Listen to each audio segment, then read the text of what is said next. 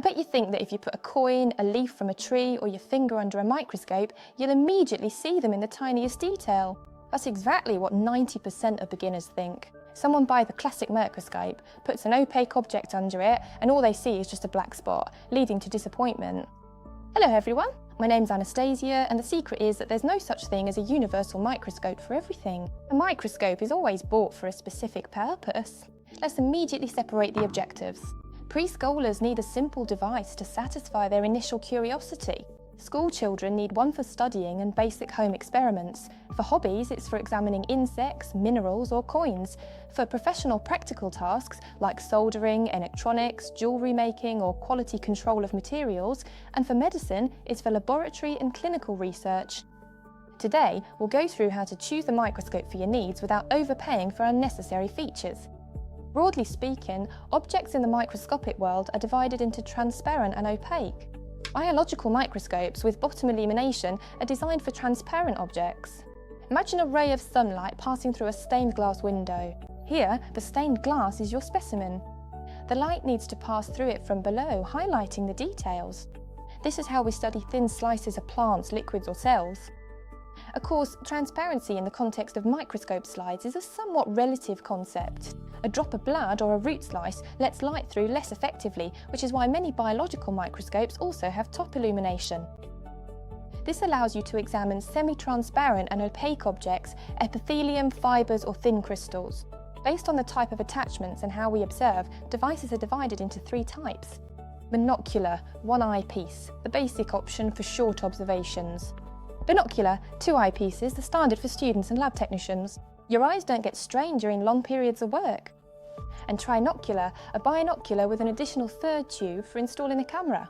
So, what should you choose? If you're looking for a device for a preschooler, take a look at the Levenhuk LABs. For example, the M101 model.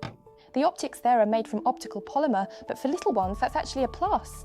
These microscopes are inexpensive, safe, have a bright design and come with an experiment kit included. This is what onion skin looks like under the Levenhuk A-Lab ZM101 microscope.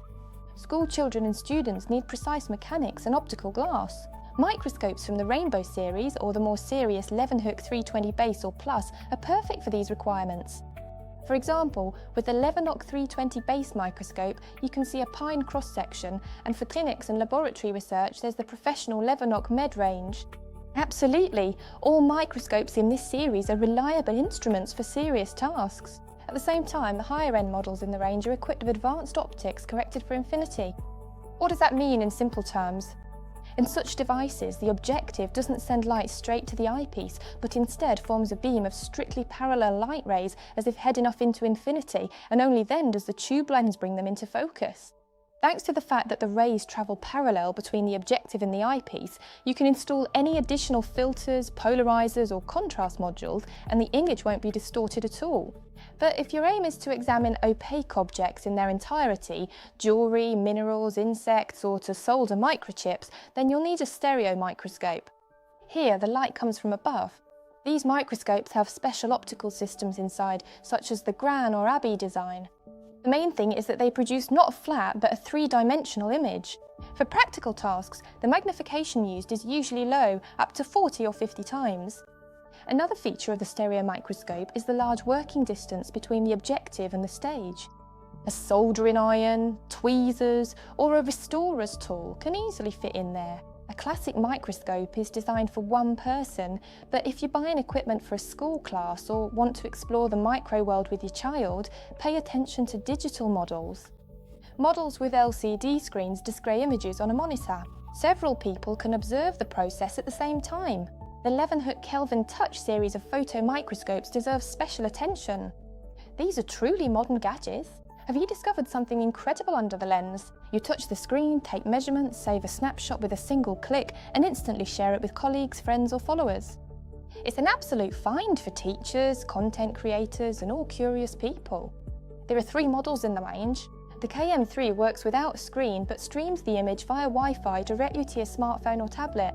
The KM5 features a built-in 7-inch touchscreen display and easily connects to a TV or projector. And the flagship KM7 combines everything, a large screen, Wi-Fi, TV output, and allows you to take photos and videos in stunning 4K resolution.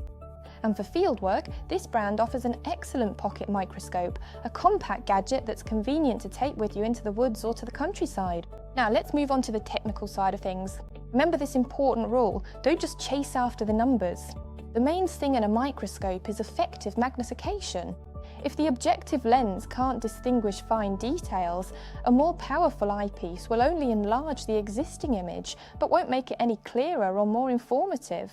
Objective lenses themselves are divided into classes. An Achromats a good reliable base. Planar chromats provide a perfectly flat and sharp image across the entire field of view. And apochromats are a professional level, offering perfect colour reproduction and a high degree of detail. There are also highly specialised solutions, such as objectives for fluorescence. These are used in complex laboratory research and allow you to work with special fluorescent marker dyes. If you need to achieve high sharpness at high magnifications, for example with a 100x objective, pay attention to the labelling. Objectives marked oil require the use of immersion oil. A drop of oil between the glass and the objective eliminates light scattering, making the image crystal clear. There are also dry 100x objectives marked dry. You must not use oil with these. Another important point is focusing.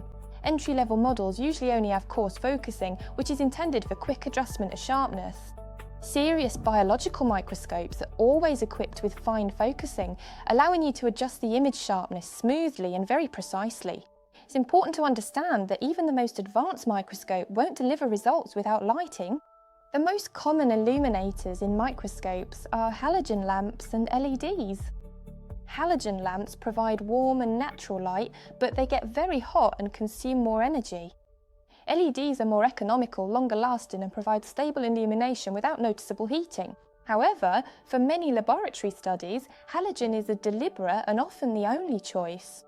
It has significant advantages. It provides the most realistic colours, which is critically important when working with stained specimens. Halogen light penetrates dense samples excellently and is ideal for oil immersion, and its brightness can be adjusted much more smoothly. But for studying and hobbies, LEDs are an excellent modern standard. They provide an even white light, last a long time, and often allow the microscope to run on batteries, which is invaluable in the field. LEDs are cheaper than halogen lamps. Whichever type of lighting you choose, there is one rule: the microscope must have brightness adjustment, otherwise the light will simply dazzle ya. Let's sum up. When choosing a microscope, refer to this checklist. Optics: plastic is only for pre-scholars. For serious tasks, go for glass, achromatic or pan-achromatic lenses.